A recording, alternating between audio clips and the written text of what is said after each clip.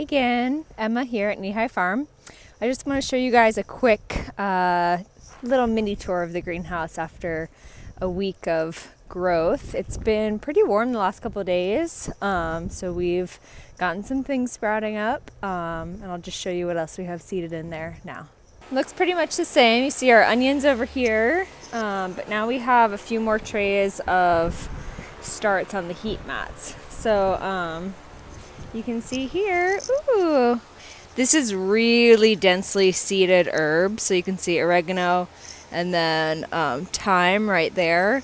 The idea with this, and I probably seeded them a little too close, but was to, at a certain point, you prick them out, which is basically separating each plant, and then you pot it up into a larger size pot.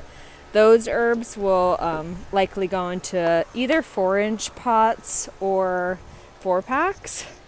There's some lemongrass right there.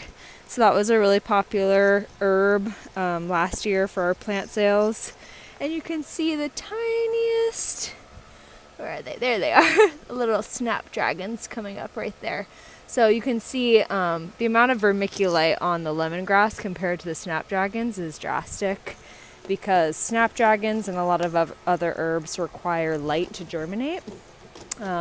These heat mats are set to 65 to 68 degrees, so it's a good temperature for most of these things. Chives, I'm excited about, and then we have some sage sprouting right here as well.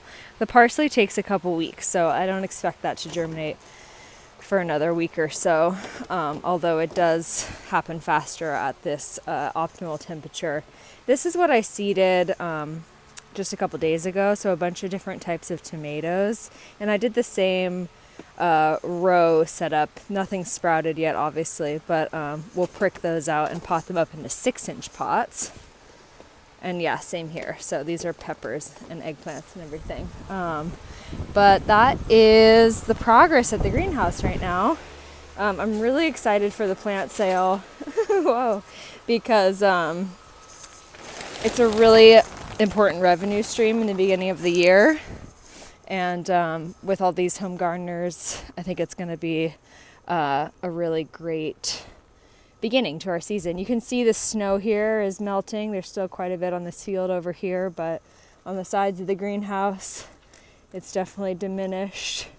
And yeah, it's relatively warm and very wet. This is a pile of another kind of seeding medium that we use called ProMix. It's a OMRI approved organic, and I use this for plant sales because the plants aren't, in the ground, or sorry, in the medium as long as for the field, and so we typically will plant them into this and then do a couple applications of fertilizer, either a fish foliar spray or some kind of seaweed that we sprinkle along the bottom. So this is a really nice alternative to the Vermont compost, which can be very expensive and is very rich in nutrients. It's about $30 a bale, and these are very compressed, so there's a lot of soil in there. The other half of this video will just be a little shot of me tomorrow servicing this tractor. So with my neighbor, we're going to be changing the engine oil. We're going to be changing out some air filters, just basic cleaning and maintenance over the winter. This tractor has been a godsend for me. It's a Kubota, it's 4-wheel drive. You can see it has this front end loader. It has forks on it right now, but we typically have a bucket, which is game changing. And then a really cool element of this tractor is it has a hydraulic top link. So you can see right here,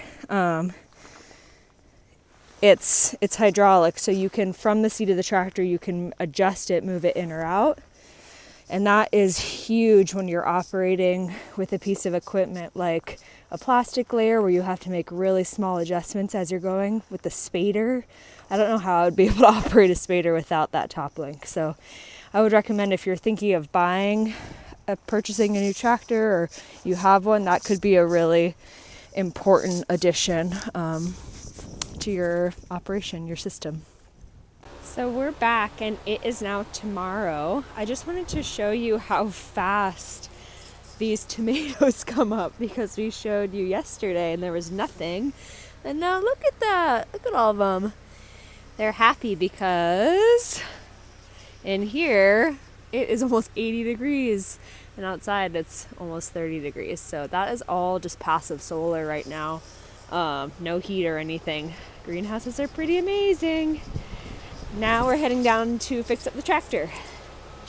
So we're down here with Jeremy Dunphy of Pasture Song Farm. He's basically servicing my tractor for me, but yeah, I'm excited to work on this, and Jeremy knows a ton about machines, so it's really nice to have a neighbor right near you that can help you with all this kind of stuff. I'll follow up later about what we did. So we fixed up the tractor. Sorry, it's kind of noisy. I'm driving it back. We changed the oil. We changed the oil filter. We changed the fuel filter. We bled the lines, cleaned out the water separator, and changed the air filter. So that was the first time I've done any of that in the last 150 hours. It's good to do that stuff every year. So I bought this tractor a year and a half ago, and I was super stoked to have Jeremy teach me how to do it, and now it's purring. So just a reminder for all, service your equipment. It'll keep you in business and keep running for a lot longer. Thanks so much. Bye.